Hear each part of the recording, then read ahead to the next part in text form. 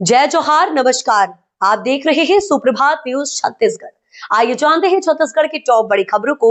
इससे पहले छत्तीसगढ़ के कौन से जिले से न्यूज को कहां से देख रहे हैं, कमेंट में जरूर बताएं, साथ ही लाइक जरूर करें। आज छत्तीसगढ़ आएंगे गृह मंत्री अमित शाह। 2 दिन नक्सल अभियान की करेंगे समीक्षा। केंद्रीय गृह मंत्री अमित शाह का 3 दिवसीय छत्तीसगढ़ दौरा कल से शुरू होगा। वे आज 7 से 9 फरवरी तक राज्य में रहेंगे।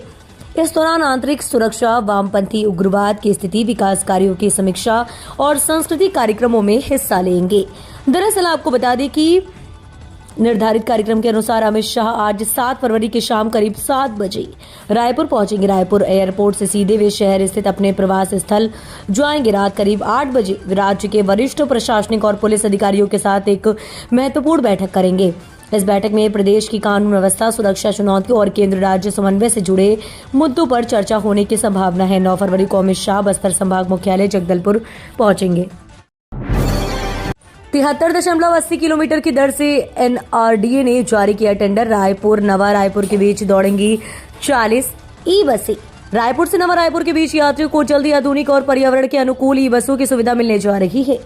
नवा रायपुर अटल नगर विकास प्राधिकरण ने इस रूट पर 40 इलेक्ट्रिक बसें चलाने के लिए डीवी प्रोजेक्ट लिमिटेड कंपनी को 73.80 रुपए प्रति किलोमीटर की दर से टेंडर जारी किया है।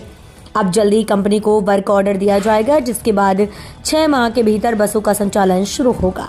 साथ ही बसों की लाइव मॉनिटरिंग भी होगी। ई बसों के संचालन के लिए एनआरडीए चर्चिचा क्षेत्र में एक डिपो का निर्माण कर रहा है। इसमें बसों की पार्किंग के साथ साथ चार्जिंग स्टेशन और मेंटेनेंस की सुविधा भी उपलब्ध होगी। श्रमिकों की खबर। असंगठित श्रमिकों को मिलेगी 3,000 रुपए मासिक पेंशन। असंगठित क्षेत्र में कार्यरत श्रमिकों को सामाजिक सुरक्षा प्रदान करने के उद्देश्य से केंद्र सरकार द्वारा प्रधानमंत्री श्रम योगी मानधन योजना संचालित की जा रही है। दरअसल आपको बता दें, इस योजना के अंतर्गत 60 वर्ष की आयु पूर्ण करने के बाद पात्र श्रमिकों को प्रतिमाह 3,000 रुपए पेंशन प्रदान की जाएगी। योजना का लाभ लेने के लिए श्रमिकों को 15 मार्च तक पंजीयन कराना अनिवार्य होगा। पंजीयन की प्रक्रिया लोक सेवा केंद्र या च्वाइस सेंटरों से की जा सकती है। श्रम विभाग के अधिकारियों ने बताया कि 60 वर्ष आयु पूर्ण होने पर प्रतिमाह 3,000 रुपए पेंशन प्राप्त होगी। काम की खबर। बिजली बिल अब आपके व्हाट्सएप पर एक क्लिक में पेमेंट।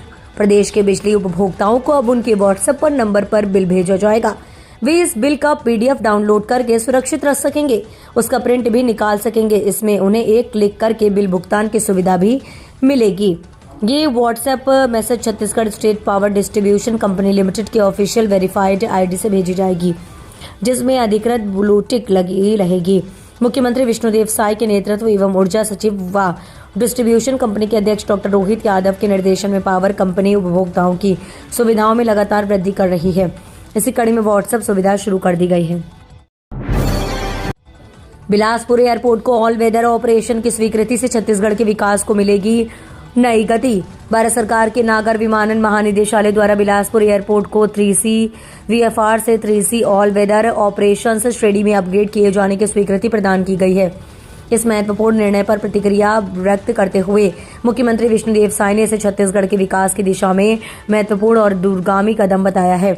इसमें क्षेत्रीय कनेक्टिविटी को मजबूती मिलेगी और यात्रियों को अधिक सुरक्षित एवं सुविधाजनक हवाई सेवाएं उपलब्ध होंगी। CGMSC पर हाईकोर्ट ने ठोका जुर्माना। निविदा में भारी गड़बड़ी का आरोप। हाईकोर्ट ने जताई नाराजगी। दरअसल विवादों से घिरे CGMSC के अफसरों की कार्यप्रणाली को लेकर हाईकोर्ट के डिवीजन बेंच ने जमकर फटकार लगाई है। CGMSC के अफसरों ने ठेके में इस बार गड़बड़ी की। निविदा जारी करते समय कम रेट वाले ठेकेदार के बजाय अधिक रेट वाले टेंडर को अनुमति दे दी है। मामले की सुनवाई के बाद चीफ जस्टिस रमेश सिन्हा व जस्टिस रविंद्र कुमार अग्रवाल की डिवीजन बेंच ने बतौर क्षतिपूर्ति याचिकाकर्ता को 1 लाख रुपए का भुगतान करने का निर्देश CGMC के निर्देश दिए।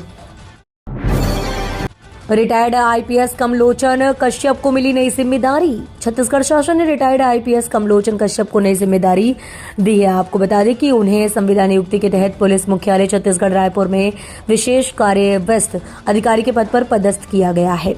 इस संबंध में गृह विभाग ने आदेश जारी कर दिया है कि नियुक्ति छत्तीसगढ़ सिविल सेवा नियम 2012 के नियम 4 के अंतर्गत दी गई है। संविदा सेवा की शर्तें अलग से जारी की जा रही हैं। जारी आदेश में स्पष्ट किया गया है कि कमलोचन कश्यप को कार्यभार ग्रहण करने की तिथि से 1 वर्ष की अवधि अथवा आगामी आदेश तक संविदा नियुक्ति दी गई है। छत्तीसगढ़ के अशोक तिवारी को नेशनल टैगोर फेलोशिप, राज्य से पहले अध्येता नेता बने। आपको बता दें कि छत्तीसगढ़ के वरिष्ठ संस्कृति और संग्रहालय विशेषज्ञ अशोक तिवारी को भारत सरकार की प्रतिष्ठित नेशनल टैगोर फेलोशिप के लिए चुना गया है।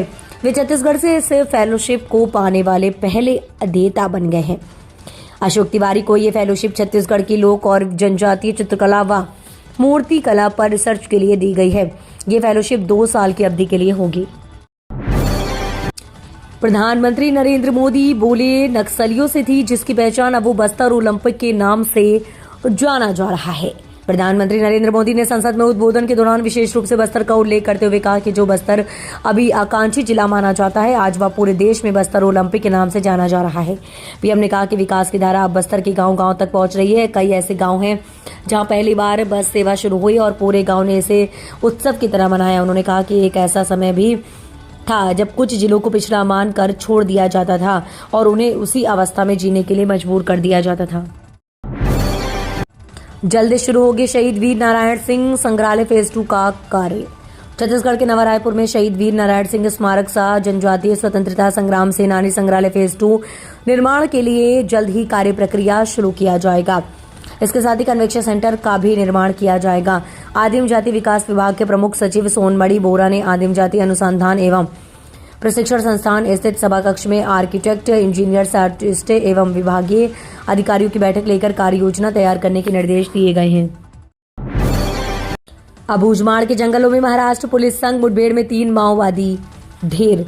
छत्तीसगढ़ महाराष्ट्र सीमा पर अबूझमाड़ जंगल में शुक्रवार तड़के महाराष्ट्र पुलिस के साथ हुई मुठभेड़ में 3 माओवादी मारे गए। इस मुठभेड़ में महाराष्ट्र की एंटी माओवादी फोर्स C-60 का एक जवान भी बलिदान हो गया। सुरक्षा बल ने मौके से काली वर्दीधारी 1 महिला और 2 पुरुष माओवादियों के शव बरामद किए हैं। मारे गए माओवादी हिंसक दल नंबर 10 के सदस्य बताए जा रहे हैं। पुलिस शवों की पहचान करने का प्रयास कर रही है। छत्तीसगढ़ सरकार का जिला कलेक्टर को 2 माह का अल्टीमेटम। छत्तीसगढ़ राज्य ग्रामीण एवं अन्य पिछड़ा वर्गीय क्षेत्र विकास प्राधिकरण की प्रथम बैठक दुर्ग में आयोजित की गई। बैठक में प्राधिकरण के अंतर्गत स्वीकृत प्रमुख कार्यों, निर्माणाधीन विकास कार्यों के अनुमोदन, प्रवाह निर्धारित बजट तथा नवीन स्वीकृति कार्यों की विस्तृत समीक्षा की गई। साथ ही माननीय जनप्रतिनिधियों द्वारा दिए गए सुझावों पर भी चर्चा हुई। अधूरे कामों को पूरा करने के लिए जिला कलेक्टर को 2 माह का अल्टीमेटम दिया गया। पोषण शक्ति योजना के आदेश जारी, फिर क्यों बालोद में बच्चों की थाली खाली। केंद्र सरकार की प्रधानमंत्री पोषण शक्ति निर्माण योजना पहले मिड डे मील को लेकर सरकार लगातार बच्चों के पोषण व स्वास्थ्य की बात करती है।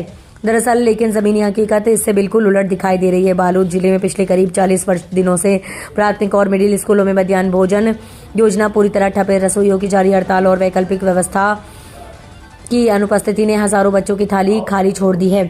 जिले के सरकारी प्राथमिक और मिडिल स्कूलों में तैनात मिड डे मील रसोइये कंपनी अपनी मांगों को लेकर 29 दिसंबर से रायपुर में हड़ताल पर है। इस हड़ताल का सीधा असर बच्चों पर पड़ा। कई स्कूलों में 1.5 महीने से चूल्हा तक नहीं जला।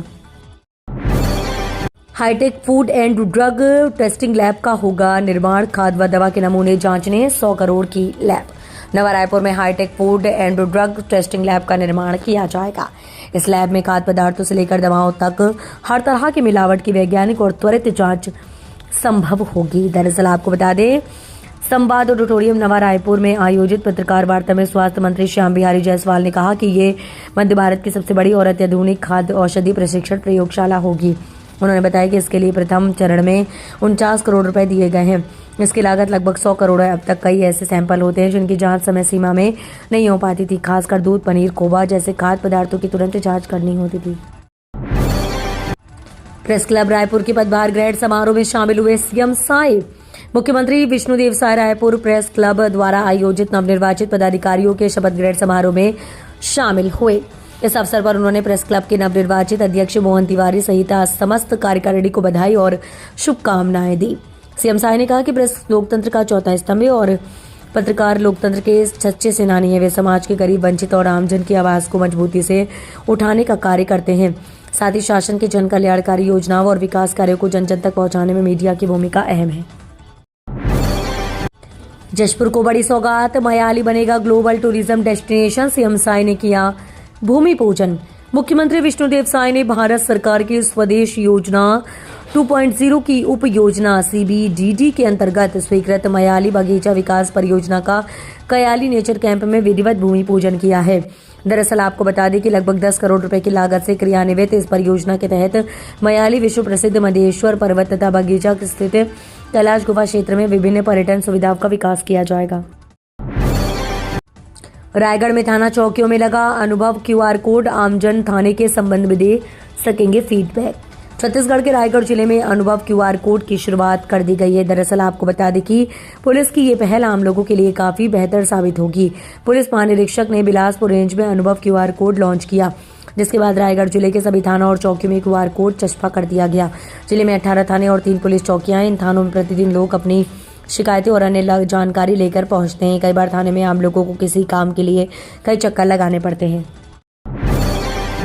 रायपुर में बच्चों के डेवलपमेंट के लिए प्रोजेक्ट आंगन। रायपुर जिला प्रशासन के प्रोजेक्ट आंगन के तहत परियोजना आरंग के विभिन्न आंगनबाड़ी केंद्रों में बाल सभा एवं पालक सत्र का आयोजन किया गया। इस कार्यक्रम का उद्देश्य बच्चों के समग्र विकास के साथ साथ पालकों को पोषण और स्वास्थ्य संबंधी महत्वपूर्ण जानकारी प्रदान करना रहा। कार्यक्रम के दौरान बच्चों के पोषण स्तर और शारीरिक मानसिक विकास में संतुलित आहार की भूमिका पर विस्तृत चर्चा की गई है। साथ ही समुदाय को गर्भावस्था के दौरान मानसिक स्वास्थ्य और तनाव प्रबंधन के महत्व से अवगत कराया गया। होली पर SCCR चलाएगा special train. Railway Gondia Chhapra के बीच 2 जोड़ी स्पेशल ट्रेनें चलेंगी। होली के दौरान यात्रियों की बढ़ती भीड़ को देखते हुए दक्षिण पूर्व मध्य रेलवे ने गोंदिया से छपरा के बीच स्पेशल ट्रेनों के संचालन का फैसला किया है। यात्रियों को सुगम और सुरक्षित यात्रा सुविधा उपलब्ध कराने के उद्देश्य से ये ट्रेनें एक फेरे के लिए चलाई जाएंगी। दक्षिण पूर्व मध्य रेलवे ने होली के अवसर पर गोंदिया छपरा गोंदिया के बीच कुल 2 जोड़ी स्पेशल ट्रेनों का परिचालन किया जा रहा है। इनमें गाड़ी संख्या 08863, 08864 और 08865, 08886 शामिल है, जो गोंदिया से छपरा और छपरा से गोंदिया के बीच एक फेरे के लिए संचालित है। रायपुर की इन सड़कों पर लगाया फ्लैक्स तो लगेगा जुर्माना। राजधानी रायपुर में शहर की सड़कों को साफ सुथरा और सुव्यवस्थित विज्ञापनों से मुक्त रखने के लिए नगर पालिका निगम ने बड़ा फैसला लिया है। दरअसल आपको बता दें कि जेई रोड सहित 6 प्रमुख मार्गों को नो फ्लैक्स जोन घोषित किया गया है। अब इन सड़कों की डिवाइडर, बिजली खंभों और सार्वजनिक स्थलों पर किसी भी प्रकार के अनधिकृत फ्लैक्स, बैनर, पोस्टर या अस्थायी विज्ञापन लगाना पूरी तरह प्रतिबंधित रहेगा। नियम तोड़ने पर तत्काल हटाने की कार्रवाई के साथ जुर्माना भी लगाया जाएगा।